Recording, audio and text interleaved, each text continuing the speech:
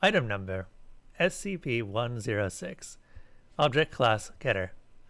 Special Containment Procedures. No physical interaction with SCP-106 is allowed at any time. All physical interaction must be approved by no less than a 2/3 vote from the O5 command, and may only extend to testing situations.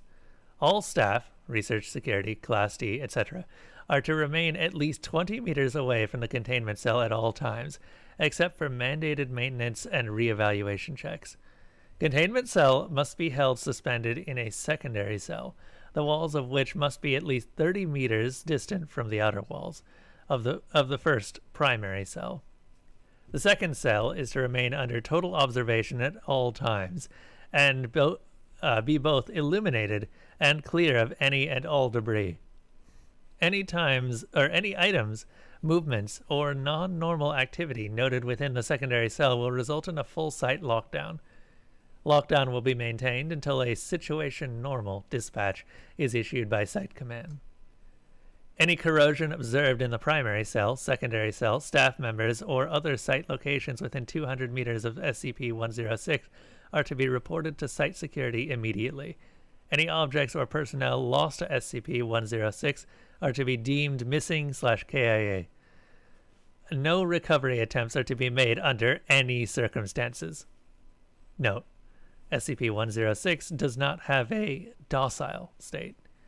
Any reduction in activity or increased compliance from SCP-106 is to be deemed a luring tactic immediately preceding an aggressive action and treated as such. Note: SCP discontinued due to escape percentage. That was revision 11-6. Going forward, using revision 11-7. No physical interaction with SCP-106 is allowed at any time.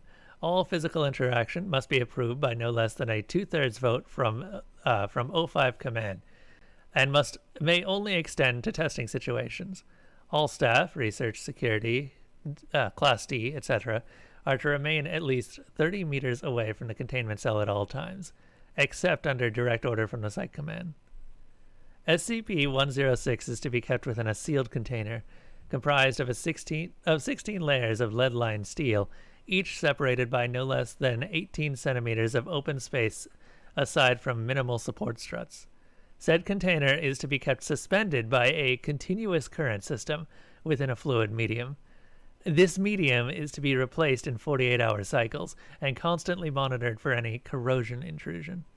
Any corrosion observed in any containment cell surfaces, staff members, or other site locations within 200 meters of SCP-106 are to be reported to site security immediately. Any objects or personnel lost to SCP-106 are deemed missing/KIA. No recovery attempts are to be made under any circumstances.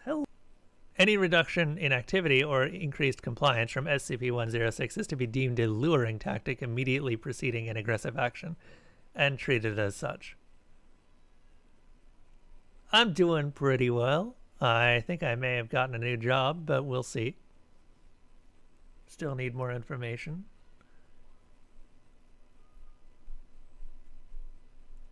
Note: observation of SCP-106 has shown a slight resistance when passing through lead or other similar metals. The thickness of the material appears to make no difference. In addition, multiple layers of thin material appear to slow SCP-106, forcing it to enter and re-emerge multiple times. Fluids also appear to temporarily confuse SCP-106. Note: SCP discontinued due to multiple surface breaches. Agitation system continued to disperse corrosion during breach event, resulting in multiple breaches and full containment failure. Okay, now that was revision 11-7. We are currently on revision 11-8. No physical interaction with SCP-106 is allowed at any time. All physical interaction must be approved by no less than a 2/3 vote from O5 command. Any such interaction must be undertaken in AR-2 maximum security sites after a general non-essential staff evacuation. All staff, research, security, Class D, etc., are to remain at least 60 meters away from the containment cell at all times, except in the event of breach events. SCP-106 is to be contained in a sealed container comprised of lead-lined steel. The container will be sealed within 40 layers of identical material, each layer separated by no less than 36 centimeters of empty space. Support struts between layers are to be randomly spaced. Container is to remain suspended no less than 60 centimeters from any surface by ELO-2D electromagnetic supports. Secondary containment area is to be comprised of 16 spherical cells, each filled with various fluids and a random assembly of surfaces and supports. Secondary containment is to be fitted with light systems capable of flooding the entire assembly with no less than 80,000 lumens of light instantly with no direct human involvement. Both containment areas are to remain under 24-hour surveillance. Any corrosion observed on any containment cell surfaces, staff members, or other site locations within 200 meters of SCP-106 are to be reported to the site security immediately. Any objects or personnel lost to SCP-106 are to be deemed missing/KIA. No recovery attempts are to be made under any circumstances.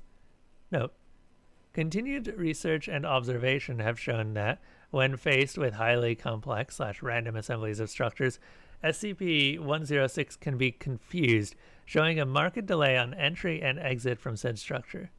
SCP-106 has also shown an aversion to direct sudden light. This is not manifested in any form of physical damage, but a rapid exit into the pocket dimension generated on solid surfaces. These observations, along with those of lead aversion and liquid confusion, have reduced the general escape incidence by 43%. The primary cells have also been effective in recovery incidents requiring recall protocol redacted. Observation is ongoing. Description: SCP-106 appears to be an elderly humanoid with a general appearance of advanced decomposition. This appearance may vary, but the rotting quality is observed in all forms. SCP-106 is not exceptionally agile and will remain motionless for days at a time, waiting for prey. SCP-106 is also capable of scaling any vertical surface and can remain suspended upside down indefinitely. When attacking, SCP-106 will attempt to incapacitate prey by damaging major organs, muscle groups, or tendons, then pull disabled prey into its pocket dimension. SCP-106 appears to prefer human prey items in the 10 to 25 years of age bracket. SCP-106 causes a corrosion effect on all solid matters it touches, engaging a physical breakdown in materials several seconds after contact. This is observed as rusting, rotting, and cracking of materials, and the creation of a black mucus-like substance, similar to the material coating SCP-106. This effect is particularly detrimental to living tissues, and is assumed to be a pre-digestion action. Corrosion continues for 6 hours after contact, after which the effect appears to burn out. SCP-106 is capable of passing through solid matter, leaving behind a large patch of its corrosive mucus. SCP-106 is able to vanish inside solid matter, entering what is assumed to be a form of pocket dimension. SCP-106 is then able to exit this dimension from any point connected to the initial entry point. Examples: entering the inner wall of a room and exiting the outer wall. Entering a wall and exiting from the ceiling. It is unknown if this is the point of origin for SCP-106 or a simple lair created by SCP-106. Limited observation of this pocket dimension has shown it to be comprised mostly of halls and rooms, with data expunge. Entry: This activity can continue for days, with some subjected individuals being released for the express purpose of hunting, recapture, data expunge. Addendum, SCP Review Notes. Due to the exceedingly difficult to contain nature of SCP-106, SCP is to be reviewed every 3 months or during a post-breach incident. Physical restraints are impossible, and direct physical damage appears to have no effect on SCP-106. Currently, SCP, as of redacted, revolves around basic observation and immediate response. Previous, more proactive special containment procedures have been recalled due to the event of breaches. Redacted, redacted, and redacted. Notes on behavior. SCP-106 appears to go through long periods of dormancy, in which it will remain completely motionless for up to 3 months. The cause for this is unknown. However, it has been shown that this appears to be used as a lulling tactic. SCP-106 will emerge from this state in a very agitated state, and will attack and abduct staff and cause gross damage to its containment cell and the site at large. Recall protocol data expunged. SCP-106 appears to hunt and attack based on desire, not hunger. SCP-106 will attack and collect multiple prey items during a hunting behavior event, keeping many alive in the pocket dimension for extended periods of time. SCP-106 has no determinable limit and appears to collect a random number of prey items during an event. The inner dimension accessed by SCP-106 appears to be only accessible by SCP-106.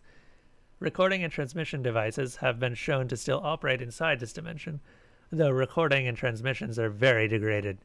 It appears that SCP-106 will play with captured prey, and appears to have full control of time, space, and perception inside the dimension. SCP-106 appears data expunged. Recall protocol. Redacted. In the events of breach event by SCP-106, a human within 10 to 25 years of age bracket will be prepped for a recall, and the compromised containment cell being replaced and restored for use. When the cell is ready, the lure subject will be injured, preferably via the breakage of a long bone, such as a femur, or the severing of a major tendon, such as the Achilles tendon. Lure subject will then be placed in the prepped cell, and a sound emitted by said subject will be transmitted over the site public address system. SCP-106 will typically begin to gravitate towards the lure subject within 10 to 15 minutes after hearing the subject. Should SCP-106 not respond to the initial broadcast, additional physical trauma is to be administered to the lure subject at 20-minute intervals until SCP-106 responds. Multiple lure subjects may be used in the case of major breach events. SCP-106 will typically enter a dormant state after finishing with a lure subject. In addition, subjects may data expunged.